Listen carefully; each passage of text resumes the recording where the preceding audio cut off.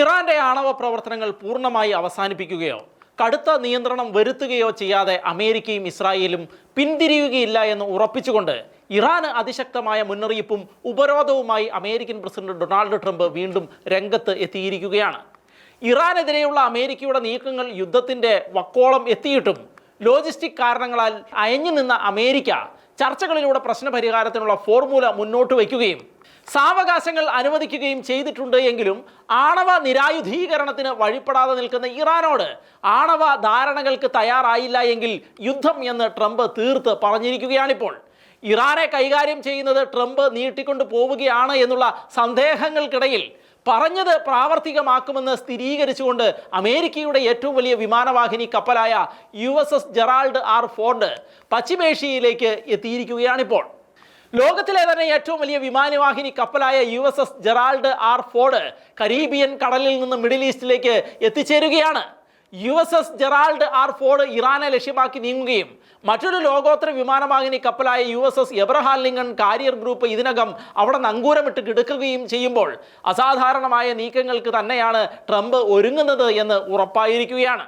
ഇറാനെതിരെ സാധ്യമായ സൈനിക നടപടി സ്വീകരിക്കണോ വേണ്ടയോ എന്ന് US പ്രസിഡന്റ് ഡൊണാൾഡ് ട്രംപ് ആലോചിക്കുന്നതിനിടെ ലോകത്തിലെ ഏറ്റവും വലിയ വിമാനവാഹിനി കപ്പൽ കരീബിയൻ കടലിൽ നിന്ന് മിഡിൽ ഈസ്റ്റിലേക്ക് തിരിച്ചതിനെക്കുറിച്ച് മിഡിൽ ഈസ്റ്റിൽ ഇപ്പോൾ ആശങ്ക ശക്തമായിരിക്കുകയാണ്. ഇതോടെ ഇറാന്റെ കാര്യത്തിൽ ഇന്ന് വരെ ട്രംപ് പറഞ്ഞിട്ടുള്ള മുന്നറിയിപ്പുകളെല്ലാം അച്ചട്ടാകുവാൻ സാധ്യത ഏറെയാണ് എന്നാണ് വിലയിരുത്തുന്നത്. ഇറാന്റെ ആണവ നീക്കങ്ങൾക്കെതിരെ അതിശക്തമായി നിലകൊള്ളുന്ന ഇസ്രായേൽ പ്രധാനമന്ത്രി ബെഞ്ചമിൻ നെതന്യാഹുവുമായി ഇറാൻ വിഷയം മുൻനിർത്തി വാഷിംഗ്ടണിൽ നടന്ന ചർച്ചകൾക്ക് ശേഷം തൻ്റെ ട്രൂത്ത് സോഷ്യൽ മീഡിയയിലൂടെ ട്രംപിന്റെ പ്രതികരണം പുറത്തു വന്നിട്ടുണ്ട്.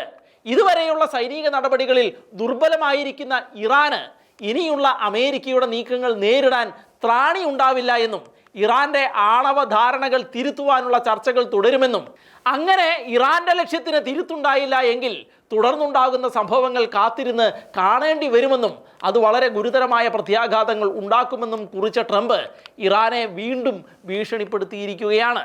ഹമാസിനെ കരുണയുടെ കണിക പോലും കാണിക്കാതെ ഗാസ മുനമ്പിലിട്ട് കൈകാര്യം ചെയ്തുകൊണ്ടിരിക്കുന്ന ഇസ്രായേൽ എല്ലാ കാലത്തും ഇറാന്റെ ആണവ നീക്കങ്ങൾക്കെതിരെ ശക്തമായ പ്രതിരോധങ്ങളാണ് തീർത്തിരിക്കുന്നത്. എന്നാൽ ആക്രമണത്തിലൂടെ ഇറാനെ നിരായുധീകരിക്കുന്നതിനപ്പുറത്ത് ട്രംപ് ആവശ്യപ്പെടുന്ന കരാറിൻ്റെ ഉറപ്പിനെക്കുറിച്ച് ആശങ്കപ്പെടുന്ന ഇസ്രായേൽ അക്കാര്യം വ്യക്തമാക്കിക്കൊണ്ട് കരാറിൻ്റെ വിശ്വസനീയതയിൽ തങ്ങൾക്ക് സംശയമുണ്ട് എന്ന് തന്നെ പ്രഖ്യാപിച്ചിരിക്കുകയാണ്. ഗുരുതരമായ പ്രത്യാഘാതങ്ങൾ ഒഴിവാക്കാൻ ഒരു മാസത്തിനുള്ളിൽ ചർച്ചകൾ വിജയിക്കണം എന്നാണ് ട്രംപിൻ്റെ നിർദ്ദേശം. പക്ഷേ ഇറാനുമായുള്ള ഏതൊരു കരാറിനെക്കുറിച്ചും ആശങ്കയുണ്ട് എന്നും ഏതൊരു കരാറും ഇറാന്റെ ബാലിസ്റ്റിക് മിസൈൽ പദ്ധതിയെയും അവരുടെ തീവ്രവാദി കൂട്ടങ്ങളായ പ്രോക്സി ഗ്രൂപ്പുകൾക്കുള്ള പിന്തുണയെയും കൂടി വെട്ടി നിരത്തുകയും ചെയ്യണമെന്ന നിലപാടിലാണ് ഇസ്രായേൽ. ഏതായാലും അടുത്തെങ്ങും മിഡിൽ ഈസ്റ്റിൽ യുദ്ധത്തിൻ്റെ ആശങ്ക ഒഴിയുന്ന ലക്ഷണങ്ങൾ കാണുന്നില്ല എന്ന് ചുരുക്കം.